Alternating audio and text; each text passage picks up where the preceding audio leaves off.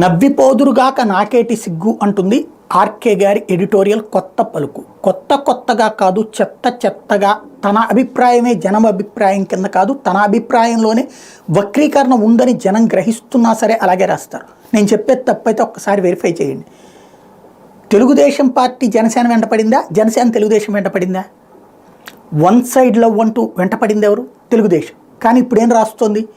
జనసేనాని down play చేసి తెలుగుదేశం వెంట ఆయన తిరుగుతున్నాడు అన్నట్టుగా ఈనాడు ఆంధ్రజ్యోతి భ్రమ కల్పిస్తుంది. సరే, వాళ్ళు ఆ ట్రాప్లోనే కరెక్ట్ అనుకుంటున్నారు, తమకు కొన్ని సీట్లు కావాలి కాబట్టి సర్దుకుంటున్నారు, అది వాళ్ళ ఇష్టం. భారతీయ జనతా పార్టీ విషయంలో గుర్తు తెచ్చుకోండి, సోమవీర్రాజు పొరపాటును కూడా పొత్తొద్దనేవాడు.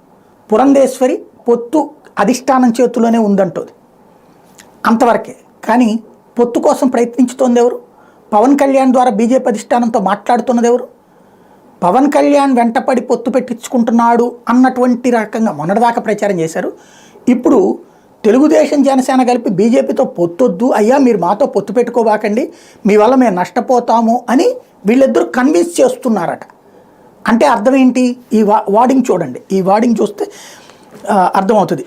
బీజేపీతో చేతులు కలిపితే జగన్కు మేలు చేసినట్టే అన్న అభిప్రాయం ఉన్నందున మొత్తం పరిస్థితిని బీజేపీ పెద్దలకు వివరించి పొత్తు కోసం ఒత్తిడి తేవద్దని, ఎన్నికల అనంతరం ఎన్డీఏలో చేరతామని నచ్చ చెప్పడానికి తెలుగుదేశం జనసేన తరపులు ప్రయత్నాలు జరుగుతున్నాయి. ఇది అంటే ఏంటి?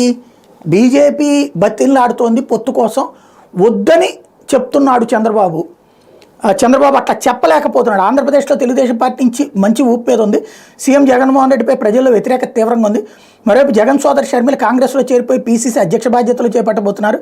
ఇవన్నీ టీడీపీ కలిసి వచ్చేంచాలే. అయినా ఆ పార్టీతో పొత్తు పెట్టుకోవాలని భారతీయ జనతా పార్టీ పెద్దలు భావిస్తే నిరాకరించే పరిస్థితిలో టీడీపీ అధినేత చంద్రబాబు లేరు.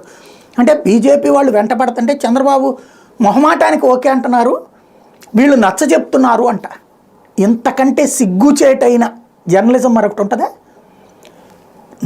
నడ్డాతో ఆ కాయిన్ కార్యక్రమంలోకి చంద్రబాబుని పిలిపించుకుంది ఎవరు? అక్కడ చంద్రబాబు నాయుడు నడ్డాతో అయిపోయింది పొత్తు అని రాసింది ఇదే కొత్త పలుకు, ఇదే రాధాకృష్ణ, ఇదే ఆంధ్రజ్యోతి కదా. అక్కడ టీ తాగడానికి నుంచున్నటువంటి సందర్భంలో 5 నిమిషాలు మోడీ వచ్చి పలకరిస్తే ఇంకేముంది అయిపోయింది అంటూ ఓవరాల్గా రాసుకొచ్చింది ఎవరు? ఇదే రాధాకృష్ణ, ఇదే ఆంధ్రజ్యోతి కదా. అప్పట్లో చంద్రబాబుకి ఇంకా అంత లైన్ క్లియర్ అయిపోయిందని రాసింది ఎవరు? వీళ్ళే కదా. ఇప్పుడు బీజేపీతో తెలుగుదేశం పొత్తు దాదాపు ఖరారవుతోంది అన్నప్పుడు బీజేపీ బతిల్లాడితే వాళ్ళ మొహాన పడేసిందని చెప్పే తరహాలో రాస్తున్నారు మొన్న జనసేన, ఇప్పుడు భారతీయ జనతా పార్టీ. వీళ్ళ ఎజెండా బేస్డ్ జర్నలిజంతో ఎదుటి వాళ్ళని వెధవల్ని చేస్తారు, అంతకుముందు వెంపర్లాడిన తెలుగుదేశాన్ని దేవతం చేస్తారు. ఇది ప్రజలు అర్థం చేసుకుంటారో లేదో, లేదా ఆయా పార్టీలు ఇప్పుడు జనసేన అయితే ప్రస్తుతానికి సిగ్గును పక్కన పెట్టి నడుస్తోంది, భారతీయ జనతా పార్టీ కూడా అదే సిగ్గును పక్కన పెట్టి ఓకే అంటుందని చూడాలి.